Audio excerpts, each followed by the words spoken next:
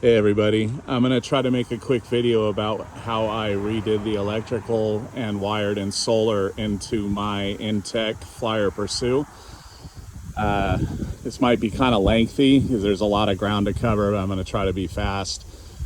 This is a 2022. Most of it will hold up across other years. So what I did was I built a 1-inch tube rack that I used the house tuning clamps, which are the same clamps that InTech uses for this rack. You can buy them on Amazon. Just drilled some holes, painted them black, and used them to mount my two panels. And I wired these in parallel, which or in series. I should have probably wired them in parallel. Probably give you a better look. I just like the wiring cleaner, and I found out there's very few situations where I have one panel in the sun and one panel in the shade. This isn't a very big array. It's usually if I'm out in the sun, I'm out in the sun.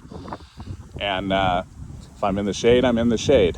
So that's what I did on the roof. I drilled a hole about 6 inches in front of this. I found that there was a space between, by knocking on it, between framing members that I could get straight through. I put a rubber gasket so it didn't fray the wire, and then I used the, what do you call it, sealant.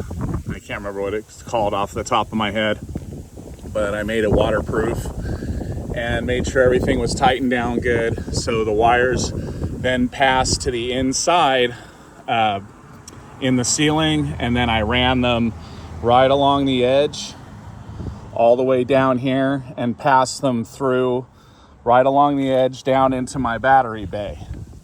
Now let me unlock this and I'll show you guys what I got going on in here.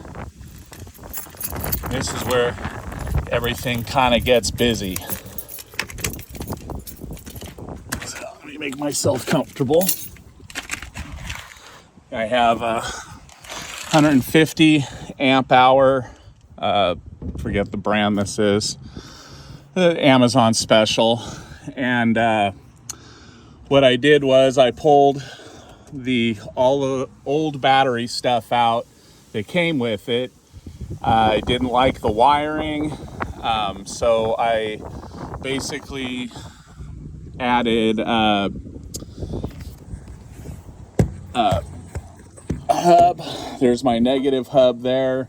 I disconnected the grounds, ran them to the negative hub, put a 4-gauge wire, and that's what's connected to my shunt. And then you can kind of see the bridge right there. And that is kind of what connects everything on the right side to the side of the battery where the terminal is. Yeah, and then obviously the shunt connects to there with one single 4-gauge, and the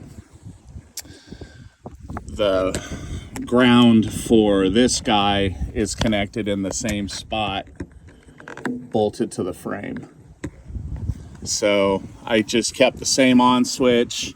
I have replaced the original factory fuse with a more heavy duty fuse, and I replaced the wiring that originally went to the battery,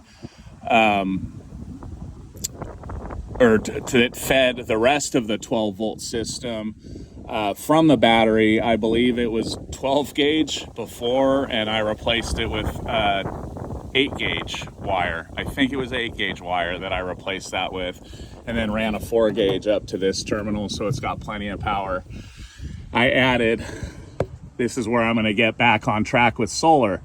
So you can see up here that this is where I pass the wires down, and it runs right into the breaker box. And then from the breaker box, that way I can turn the solar panels off easily with the switch. And then it's running into the Victron 130 solar charge controller. It's got Bluetooth, so I can keep everything maintained. And then I added a second one. I have a second charge controller that you can follow, and it goes right up to the ZAMP controller. This way I can plug any solar panel I want in at any time. If I am in the shade, I can get out the 30-foot wire and plug in a Jackery panel. It's very convenient. I left all of the regular factory wiring the same, with the exception of how the power gets from the battery to the power center on here. So the charge controller is plugged in. Here is the hot wire.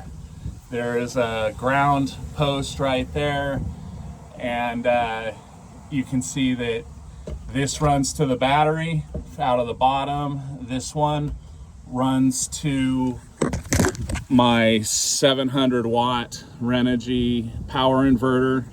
The power inverter is plugged into basically two power strips. One of them I ran over into the kitchen area and screwed it up onto the wall.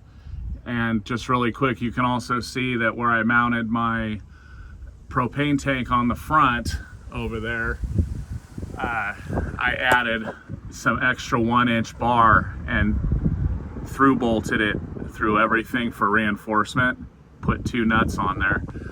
That's off topic, but you'll see that the other power strip, I've replaced the plug because I put a power strip up inside, right above the deck, inside the camper, so I have a place to plug in up there without having to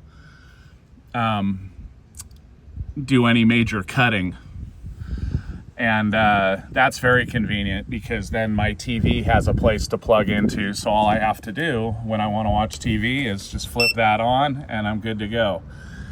I know it looks pretty complex down here with all this stuff, but the only other thing that I really have plugged in here besides the 2 charge controllers is a level mate and then a little transformer. So the level mate is hardwired directly to the battery. I never have to worry about changing batteries on it. It's just always on. There's videos on the internet on how to do that. It's very simple if you have a soldering iron. As far as leashing down the battery, I just got some aluminum 90 metal and a cheap battery strap, and it's in there, and if I push on this too hard, it'll make the whole camper move. It is not going anywhere at all. So one last thing is I used fire treated wood to mount everything to, so there's no chance that the carpet could melt, or to reduce the possibility that something like that could happen. I could have a fire, but I've ran this for a long time now. It's been installed for well over a year. I feel these all the time, and I touch them. I touch different areas. I touch where wires touch, feeling for heat buildup, and I never feel any heat buildup at all. The other good indicator is the way the Victron stuff is networked to my phone. It's all networked to each other. Those have some indicators on if something bad were to happen. I would know pretty quick. So I'm going to go ahead and turn this back off. I don't have the remote switch hooked up to it. But that's pretty much what I have going on down here, and this can run my refrigerator indefinitely. I just have the Norcold 12 volt that came with my unit, and I have a few other bells and whistles. I mean, you can see, like, I have wires going down below the camper. Down here I have a lighting kit, you know, with some lights. And that's a lot of fun, but that's another story. So let me pack up and I'll take you inside the camper and kind of show you what I did.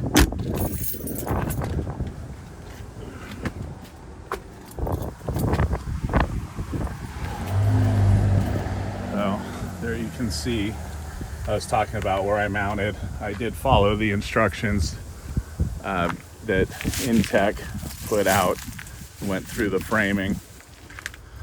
Inside, I got a queen mattress and a secondary battery monitor. So I installed this before I got any of the Victron stuff. Before I even got a lithium battery, I installed that, because when I first got the trailer, I had just a standard deep cycle and it was going empty so quick that I kept assuming I wasn't charging it all the way. But they just don't have any capacity. Considering what I have going on in here, I didn't understand exactly how much power I used. But for right now, I'm definitely good to go. I can boondock indefinitely as long as I don't use the TV for too long or leave all the lights on all day. But if I'm parked in the sun, this thing generates about 350 watts. And I never use that much wattage at one time. So when I'm in sun, I can run the fan, I can watch TV, all of that stuff, and it will still charge the battery. There's my TV, and it's just wall mounted right there. I used a lot of 1-inch lag screws to mount it because there's no framing there, but it's held up pretty good. And then you can kind of see that that's where I mounted my second power strip, and then ran the wire south right there. And yeah, so it's pretty much set up to go. I know there's a lot of questions about curtains. I just realized I was zoomed in too far, but my mom made me those. They just Velcro on and they're awesome. It's just basically a black piece of fabric with a piece of Velcro on the top that Velcros above the window, and then some Velcro on the back side, so you can kind of Velcro it to itself and open it up, fold it to itself and leave it open if you wanted. But I love this thing. I have so much fun with this camper. So that's it. I hope it answers some questions, and I'm planning on replacing these speakers here pretty soon too. I want to get some nice wall mount speakers, something that sounds better. I'm kind of an audiophile, and these are cheap. Plus I've already dented this, leaning on it. But yeah, hope this was informative, and happy camping.